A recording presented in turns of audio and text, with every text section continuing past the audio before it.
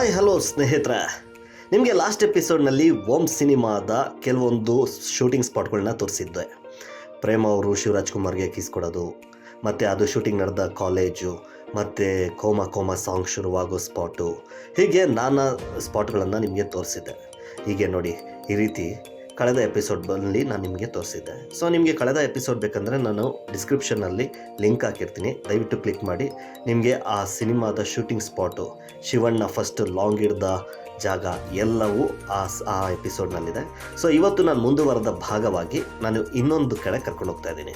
ಇದು ಕೂಡ ಓಂ ಸಿನಿಮಾದ ಶೂಟಿಂಗ್ ಸ್ಪಾಟೇ. ಇದು ನಡೆದಿರೋದು ಎಲ್ಲಿ ಅಂದರೆ ನಮ್ಮದೇ ಬೆಂಗಳೂರಿನ ಯಶವಂತಪುರದಲ್ಲಿ. ನಿಮಗೆ ಯಶವಂತಪುರ ಬಸ್ ನಿಲ್ದಾಣ ಗೊತ್ತಲ್ವಾ, ಅದ್ರ ಪಕ್ಕದಲ್ಲೇ ಇದು ಶೂಟಿಂಗ್ ನಡೆದಿರೋದು. ಸೊ ಮತ್ತೆ ಆಗ್ತಡ ಅಲ್ಲಿಗೆ ಹೋಗೋಣ ಬನ್ನಿ.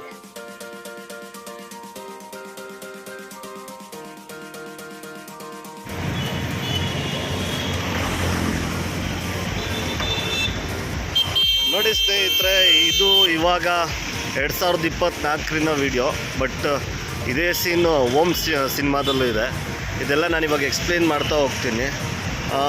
ಏನಂದರೆ ಇಲ್ಲಿ ಇವಾಗ ಯಾರೋ ಅವರು ಸೆಕ್ಯೂರಿಟಿ ಅವ್ರು ಕೇಳ್ತಾವ್ರೆ.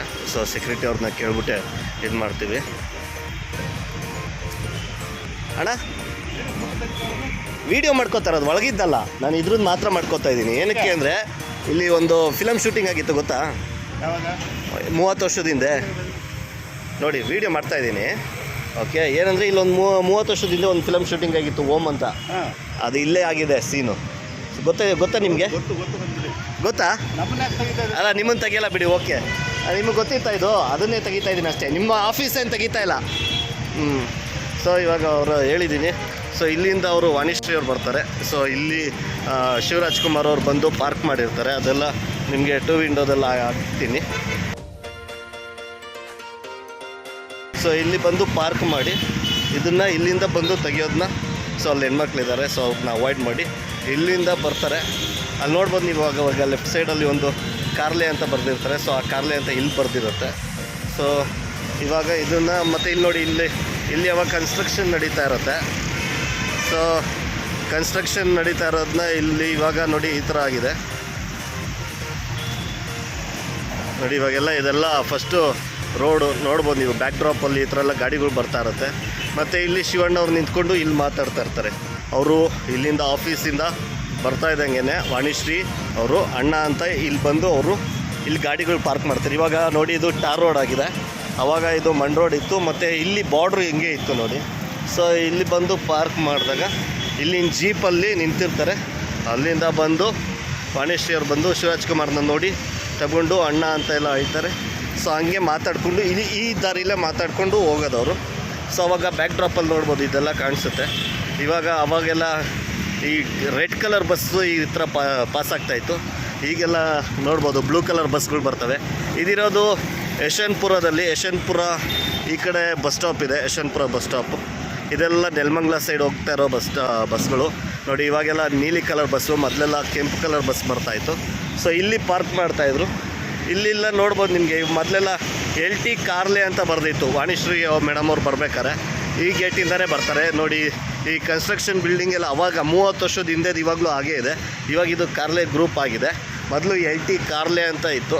ಸೊ ಇಲ್ಲೂ ಕನ್ಸ್ಟ್ರಕ್ಷನ್ ನಡೀತಾ ಇತ್ತು. ನೀವು ಬ್ಯಾಕ್ ಡ್ರಾಪಲ್ಲಿ ನೋಡ್ಬೋದು ಈ ಇಟ್ಟಿಗೆಗಳನ್ನೆಲ್ಲ ತೊಗೊಂಡೋಗ್ತಾ ಇರೋದು. ಇದನ್ನೆಲ್ಲ LT ಕಾರ್ಲೆದೆಲ್ಲ ತೊಗೋತಾ ಇರೋದು.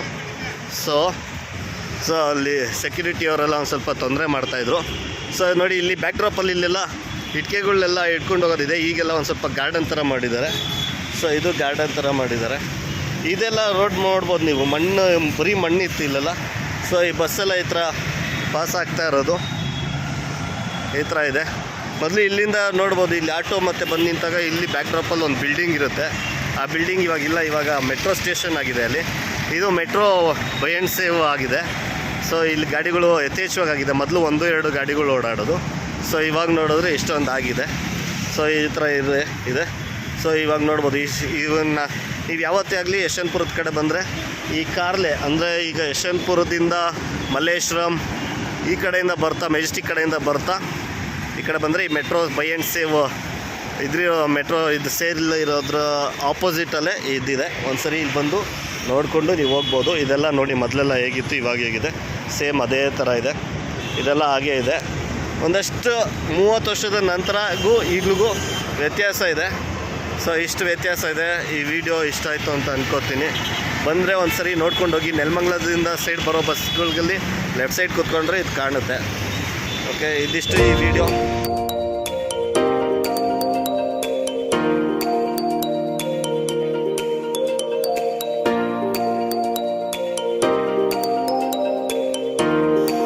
ಸೊ ಹೇಗಿತ್ತು ಈ ವಿಡಿಯೋ? ನಿಮ್ಗೆ ಇಷ್ಟ ಆಗಿದೆ ಅನಿಸುತ್ತೆ. ಈಗ ನೆಕ್ಸ್ಟ್ ಎಪಿಸೋಡ್ನಲ್ಲಿ ಇದೇ ಓಂ ಸಿನಿಮಾದ ಮತ್ತೊಂದು ದೃಶ್ಯನ ಇಟ್ಕೊಂಡು ಆ ಪ್ಲೇಸ್, ಆ ನಡೆದಿರೋ ಶೂಟಿಂಗ್ ಪ್ಲೇಸ್ನ ನಿಮಗೆ ನಾನು ತೋರಿಸ್ತೀನಿ.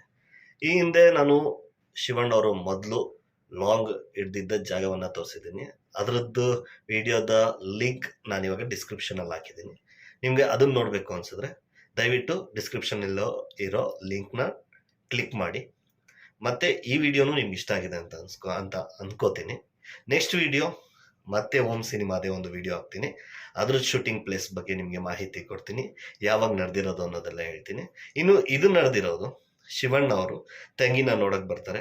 ಆಗ ತಂಗಿ ವಾಣಿಶ್ರೀ ಅವರು ಹೇಳ್ತಾರೆ ಆಪ್ರೇಷನ್ ಆಗಬೇಕಾಗಿದೆ ಅಂದಾಗ, ಓಕೆ ದುಡ್ಡು ಅವರ ಸಹಚರರಿಂದ ದುಡ್ಡು ಇಸ್ಕೊಂಡು ಇವರು ಕೊಡ್ತಾರೆ, ತಂಗಿ ಮದುವೆ ಎಲ್ಲ ನಾನೇ ಮಾಡ್ತೀನಿ ಅಂತ. ಆಗ ಒಂದು ಕಣ್ಣೀರಾಗ್ತಾರೆ. ಒಂದು ಎಮೋಷನ್ ಸೀನ್ ಇದು. ಸೊ ಈ ಎಮೋಷನ್ ಸೀನು ನಡೆದಿರೋದು ಯಶವಂತಪುರ.